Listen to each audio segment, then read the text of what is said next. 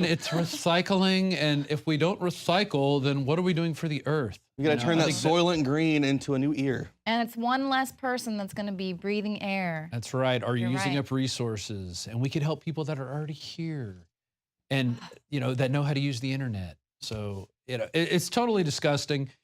One promising thing, though, you sent me this article today about Will.i.am, about printing people, and they're going to be printing organs soon. Yeah, well, and that's the thing. It's like we've got these aborted fetuses, here with the organs or the stem cell research, but this could all be obsolete anyway because Will.i.am, of course, he is a musician.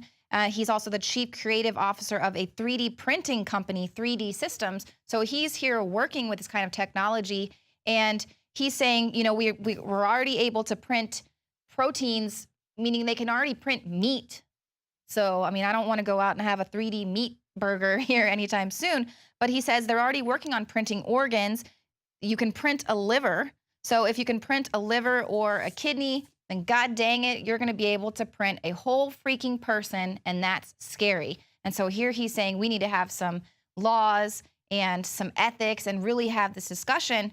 But I mean, come on, they're going to be able to 3D print a person, but they're not going to be able to give it a soul. Well, that's why there will be two classes of people. There will be a master class and a subservient class, and the subservient class will be those 3D printed people that don't have any rights. They don't have a First Amendment, a Second Amendment. They are just indentured servants. So, but how? What form of this person is going to be created? Will it start out as a baby and grow, or will it be an actual grown human adult? Or something, now, if that happens, then you've got to worry about the implications of us doing our coups in other countries. We go, we take out some dictator that we don't like, we put in a clone that we've made that's dumbed down, that's able to follow our orders, does what we want to do. Or it just has an implanted chip that controls there's some serious implications like with something like ISIS this. soldiers. Well, it reminds me of that movie with Ewan McGregor and Scarlett Johansson. You know how they're printing the bodies, and these rich people, these elite, they use these machines to print out bodies, so if they started getting cancer, they could replace their own lungs, they could replace any kind of organs, or they could just take the whole person and continue on their life if they die from something. So that's something that scares me. The Pentagon going there with their whole brain initiative to figure out how to create these brains. How does the brain work? How do humans develop? What is their essence? What is the soul? I mean, so they can put it in these cloned. They disappear people. They clone someone else that they know that they can use, manipulate, and I mean that is something that that gives me goosebumps. We seem to be catching up with our dystopic nightmare films that people have made throughout the years, and we're starting to catch up to that. What's interesting, the report I have coming up, I kind of end it with an article from the BBC News, which came out in 2006. Human species may split in two, and it talks about from interbreeding and selective breeding and stuff like that. They're actually in 100,000 years, there'll be two different classes of people, the master class and the subservient class. But we can end that pretty quickly by printing humans and then maybe even growing humans eventually. And we're growing humans inside pigs, but it's not really a human because we've changed some genetics on it. I mean, what are your genetics going to be if part of it is grown through a pig or a rat?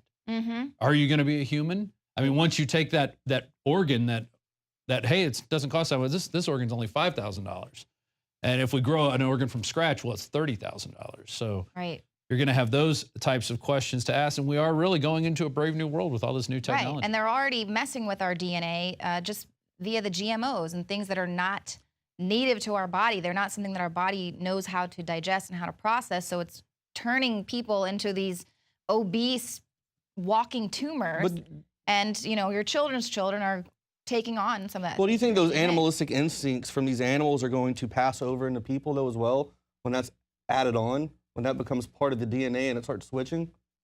I'm sure everything gets passed along. All your genetic makeup, it gets down into the DNA, into the blueprints, and then from there you can just make copy after copy. So it's pretty interesting what's going on. And Google, of course, is at the heart of all this. They want their CEO Bill Maris says we'll be able to live till we're 500 in the future. And I mean, I can't see that being maybe 30 years away before they start having the ability to do these types of things. 5 years ago, we didn't even have an iPhone. Right. Now we've got the iPhone 6 already. I mean, look, people like Henry Kissinger are still alive. So there's obviously some sort of serum, something that they're already working on this technology here. But Google is just a search engine. Do no evil. Conspiracy theorist. Well, it's all very interesting, but unfortunately, it seems like it is just the beginning So let's take a look at that report from Rob Dew. How old are you? In real time? 28. I'm 105. If you had as much time as I have, what would you do with it? If I had all that time, I sure as hell wouldn't waste it. The movie End Time seems to be a perfect metaphor for what's going on in our daily lives now. We don't seem to ever have enough time. Even though with all this great technology and all these advances, we're still always running behind, trying to catch up, never getting enough done. Come on, help yourselves! Take the time, it's free. You put enough time in the wrong hands, you upset the whole system. Let's hope so. Well, Google may have a solution for that, as they do for everything else. In fact, there's a Google executive that thinks we can live to be up to 500 years old. Bloomberg Business reported that Google Ventures CEO is in the search for immortality. That's right, Bill Maris has up to $425 million a year that he could spend on venture projects out there, and he's looking for companies that will slow aging, reverse disease, and extend life.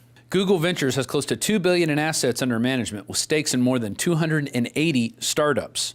They fund things like Google Glass, driverless cars, SpaceX, and Google X is working on a pill that would insert nanoparticles into our bloodstream to detect disease and cancer mutations. But how will we pay for this immortality, and what will be the cost to you and I? Will it be through xenotransplantation, where they take actual organs from aborted babies and grow them inside rats and other animals and then implant them into you? Do you want to be responsible for the death of another human being so you could live longer? Well, there's a biotech company in Redwood City, California, which is doing just that.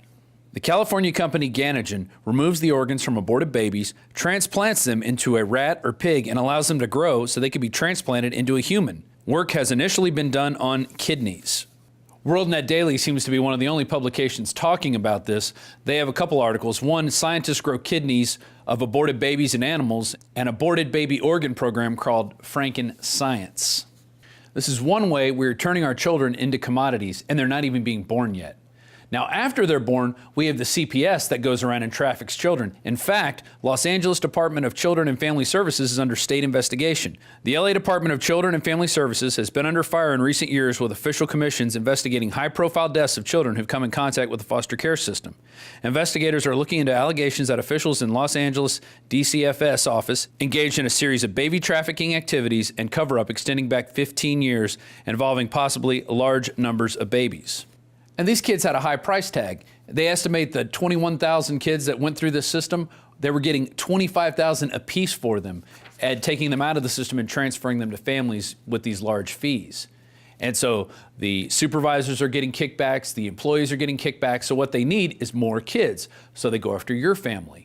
Oh, you don't want vaccines for your kids? Maybe we're going to call CPS. Oh, you don't want to treat your kid for eczema using the steroid cream like the CPS recommends? Well, we're going to take your kids. And that's what happened to a family in Washington State recently. They had a home birth of twins, and they didn't want to bring them to the doctor because they felt their kid's immune system hasn't been developed yet. Well, due to pressure from their family, they called the paramedics to come check on their kids. The paramedics said the kids are fine, but they recommend they bring them to a doctor. And they said, no, we're going to wait till their immune systems get better. Well, the next day, CPS shows up and goes, hey, your kid has eczema. We recommend this steroid cream. And they go, well, we're treating it with natural antibiotics and creams like coconut oil. And they said, no, if you're not using the steroid cream, we're going to take your kids. So they took their kids for a while. Then they got them back, but now they're under investigation. They're under the heel of the CPS. And if they don't march and cross every T and dot every I, they're going to come and take their kids. And because of that oppression, they decided to flee the state. Well, then they got busted down in California. And before being arrested, the mother, Carrie Ringo, actually told a cameraman, send a message to America for me. Children don't belong to the government belongs to the people. When our children become commodities, it lessens their value. You can't put a value on human life. You really can't. Although they're trying to do that with this healthcare system where they're going to have to budget healthcare for you and we may have to create death panels. They're trying to put a price tag on human life. They're trying to say some lives aren't worth as much as others. And pretty soon, hey, like will.i.am said in Rolling Stone, eventually 3D printing will print people. In fact, here's his quote. You can print in freaking protein. You can make freaking meat. You can print leather. You can print a liver. So if you can print a liver or a kidney, god dang it, you're going to be able to print a whole freaking person, and that's scary. Yeah, that is scary. We may split into that human species, that subservient class and that master class, a lot earlier than H.G. Wells ever predicted. So try to remember that when you see headlines like Google exec says we can live to be 500 or forever, or we're going to merge with machines. Look at the human cost now and ask yourself, is it worth it? This has been Rob Dew for InfoWars.com and InfoWars Nightly News. Well, that's it for the show tonight. Thank you for joining us. If you are watching us on YouTube, hit the subscribe button, and then you can head over to prisonplanet.tv. Your subscription there will allow you to get instant access to over 18 years worth of content. You're not going to find that on YouTube. And of course, you can share your username and password with up to 20 people at the same time. And of course, you help us to run this operation, and we certainly appreciate it. So that's it for the show tonight. We will see you here tomorrow at 7 p.m. Central.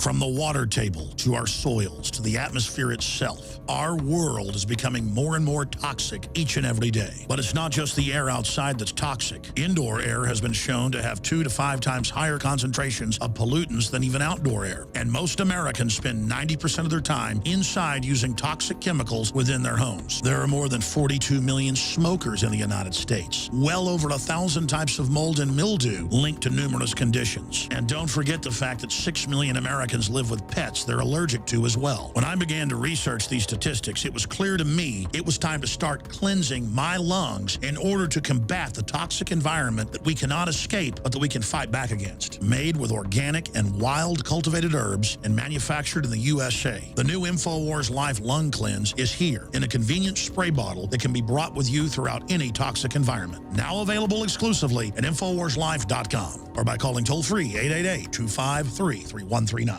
You are watching the InfoWars Nightly News, which airs 7 p.m. Central at InfoWarsNews.com. And your support is helping us defend liberty worldwide.